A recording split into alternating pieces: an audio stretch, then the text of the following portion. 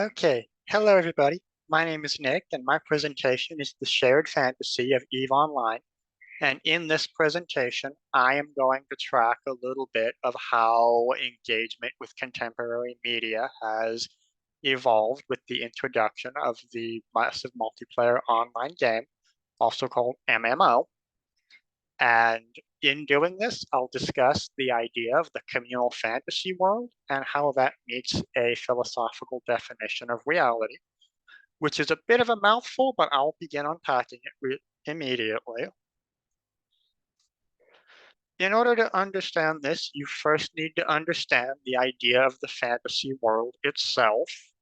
This theory was crafted by a man named John Cauchy in his work, Imaginary Social Worlds, A Cultural Approach, which he published in 1984. He basically posits the idea that when someone watches a movie or film, we project what we're seeing into our own imagination and begin to interact with this world as if we are living inside of it. He writes, one is separated from reality, but one is transported to another world where one finds oneself as an active participant.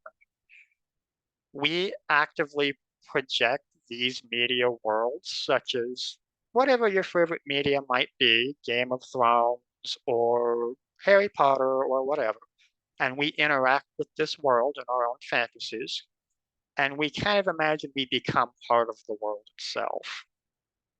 And these are very vivid fantasies. He notes that an individual connects to a media world because it seems vividly real. We are deeply impacted by these fantasies. Kahi then tries to claim that these fantasy worlds are social to some extent, but this is somewhat problematic. He posits that it is essential to recognize that these worlds are social worlds. In each form of media consumption, the individual is not transported to a deserted landscape or empty room, but a crowded media scene with hundreds of people or human-like media creatures. He posits that we have interactions with the characters in these fantasy worlds within our own fantasies. We imagine ourselves talking to Harry Potter or whoever your favorite media people are. But the problem with this is this doesn't quite meet the exact definition of what we imagine it is to be social, because this doesn't have traditional human contact. Kahi notes at one point uh, that this happens despite the lack of real face to face contact, but they also feel very strongly about their media figures. No face to face contact happens here. Because of this, this is not really truly social interaction.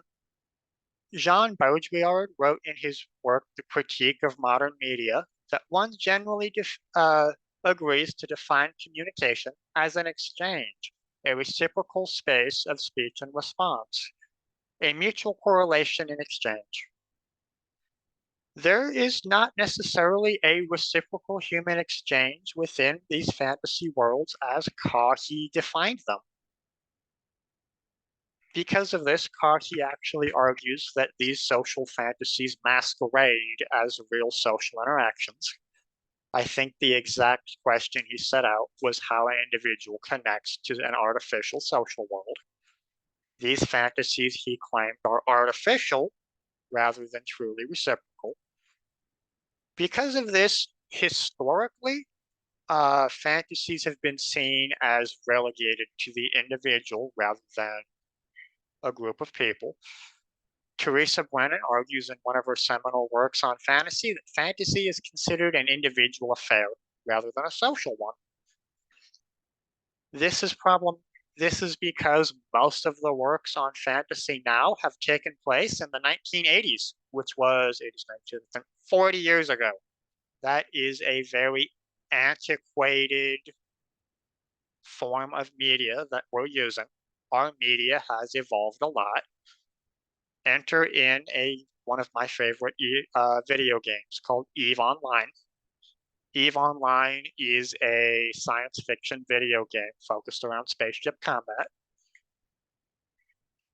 and it has hundreds of thousands of players that all exist in the same world, human players. It uses a model of what's known as a single shard server. In an interview with the EVE development team, one of the developers commented that the game is hosted on a single server, so all players are interacting in the single shared universe. The game is also what's known as a sandbox, where they not only exist together, but the game itself is created from player interactions. In a sandbox, they basically spread a bunch of resources around and let the players act as they will. There's no preset storyline, there's no narrative to follow.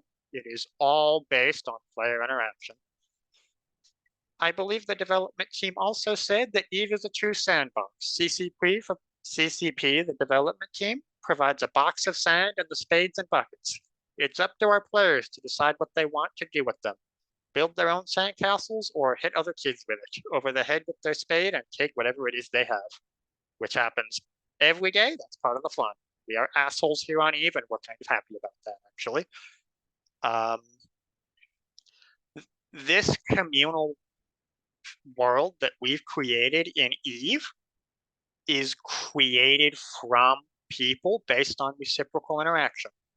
It thrives on it. It is no longer an individual fantasy. The impacts of these virtual worlds are actually very deeply present because while they're building these virtual worlds, they build really strong and deep uh, interpersonal connections. This is shown through the funeral of a man named Vile Rat, who was a prominent member of the community. He was also a soldier who was killed in the 2011 terrorist attack in Benghazi, Libya. He was actually online with all of his friends when the attack happened, and that was the last anyone ever heard of him. Traditionally, in EVE Online, when a member of our community dies, they actually hold a funeral within the virtual world for him. They call it a Sino-Vigil. What they do is there's a little item in the game that you light it and it acts like a torch and it glows a really bright blue glow. We use it to guide ships around, kind of like we do planes. But we actually commandeer this item and use it for a form of candlelight vigil to pay respect to fallen community members. I believe one member was quoted as saying, "The tiny dots of light inside the bubbles are individual players paying their respect by lighting a candle," to use the in-game Synergium field item. That's the torch. Tactically, it allows for quick deployment of quick fleets in battle or allows people to survive by warping home really quick, known as bridging. The technical properties of the item within the game also have meaning, according to one GSF member, which is a player group.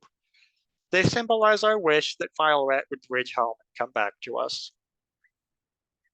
They host a candlelight vigil and a funeral within the game of EVE Online to pay respect to their fallen friend that they've made these deep reciprocal connections with. They also have a eulogy. I'm probably not going to read the quote for time because it's dragging on a bit, but they also say very kind words and remember their friend that they've lost. This is also a photo of a communally designated graveyard. The EVE community has come together and designated a specific place where they actually ceremonially lay their friend to rest, like we do a cemetery in real life. What these people are doing is they're actually importing the mourning rituals in real life into their virtual world because they have made such deep friendships with the people that they play with that they actually need to have a form of emotional closure when they lose this relationship. One member, one technical expert who wrote for The Independent noted that players will often find a sense of closure from online death rituals they would not find otherwise. Just like in real life, when people lose friends and loved ones, they need to have a mourning ritual. It's the same thing in EVE Online because the relationships are equally impactful.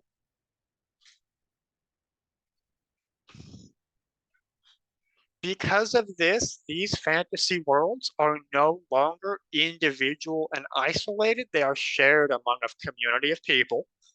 Because of this, I've kind of come up with a new sort of term I call the communal fantasy world. And I've called it communal for a very specific reason.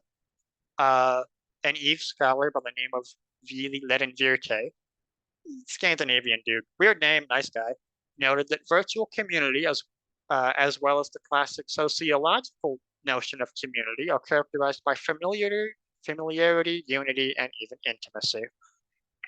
Community implies care and intimacy with one another. This is a little bit different than a society. Uh, the traditional definition of society comes from a man named Anselm Strauss, when he claims the idea of social worlds may refer centrally to a universe of discord that should not be that we should be careful not to confine ourselves to looking merely at forms of communication, symbolism, discourse, etc., etc. Society is a group of people who are detached from one another, and it's so large they can't form strong emotional bonds. Community implies a group of people that build active emotional developments and care for one another. Therefore, these fantasy worlds are communal. And this is proven through the Eve Online funeral, where we believe about 2,500 people all showed up to mourn the loss of Vile Rat as a beloved community member.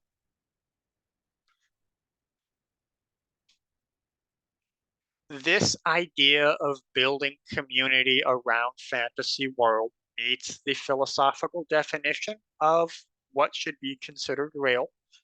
Reality in the philosophical idea is just what is considered real or not. Baudrillard, I should say, a man named Jean Baudrillard, wrote in his work Simulation and Simulacra that really what reality is a form of shared symbolic meaning. He writes that all Western faith and good faith become engaged in a wager on representation, that a sign could refer to the depth of meaning, and that a sign could be exchanged for meaning, and that something could guarantee this exchange. It is no longer anything but a giant simulacrum. That is to say, never exchanged for the real, but exchanged for itself in an uninterrupted social circuit without reference or circumference. A sign really is an abstract vessel of meaning that could be anything from a person's hair to a social instrument to whatever. And he argues that our society is so reliant on these signs and symbolic constructed forms of meaning that these idea of meanings, these constructed meanings shape a person's reality. He gives the example of money. Money is the first commodity to assume a status of a sign and escape use value. Today, however, money sanctions a further step. It also escapes exchange value. Freedom from the market itself, it becomes an autonomous simulacrum, relieved of every message and significant exchange. Money is an abstract social symbol that we create to represent value. It isn't necessarily valuable in its own accord. It's paper that we all agree has value. Therefore, it's real because we all feel that it and believe that it is. E. Baudrillard basically argued that we create these simulacrums and abstract social meanings to create a world in which we enjoy. He gives the example of Disneyland. Disneyland is the perfect model of all entangled orders of simulacra. It is first of all a play of illusions and phantasms with pirates, the frontier, and future worlds. This imaginary world is supposed to ensure the success of the operation, but what attracts the crowd the most is without a doubt the social microcosm, its constraints, and its joy. We go to Disneyland to enjoy these sort of fantasy social symbols we've created for ourselves. We all know there's no Mickey Mouse, technically speaking. It was an idea created by Walt Disney. But we all enjoy going there, and while we're there, we kind of bask in the fantasy of pirates and the Matterhorn and running from the Yeti and all of that. My favorite ride. It's wonderful. We use these social symbols to create something like Disneyland that we get to all enjoy and fantasize about. In doing so, Baudrillard accidentally stumbles upon why we create a world like EVE Online.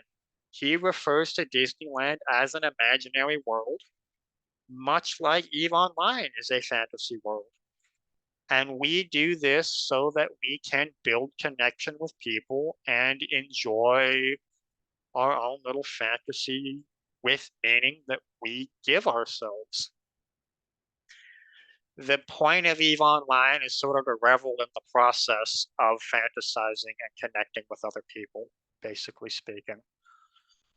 As such, just like Disneyland meets Baudrillard's theory of reality because we invest ourselves in the idea that Disneyland is real, EVE Online must be considered equally real because we have a group of people who are deeply invested in the relationships that they make online. EVE Online then becomes an extension of a person's reality. This was commented on by one of the most high-profile members of EVE Online that we have. The game is just pixels, but everything else has made EVE real for me. It's 99% the people and 1% the pixels. This, I think, needs to recontextualize how we view video games and fantasy in general. They're not waste of times or individual affairs through which we kind of sit alone and recede from society, essentially. They are a very deep-seated part of a certain person's social sphere and a way in which they deeply connect with others. It needs to be seen as real and part of a person's social reality.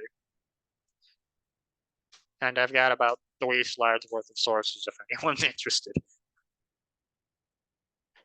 I think I'm gonna stop recording and do my Q&A. Oh, that was the stop share. No, wrong button. I'm gonna That's all right. stop my recording.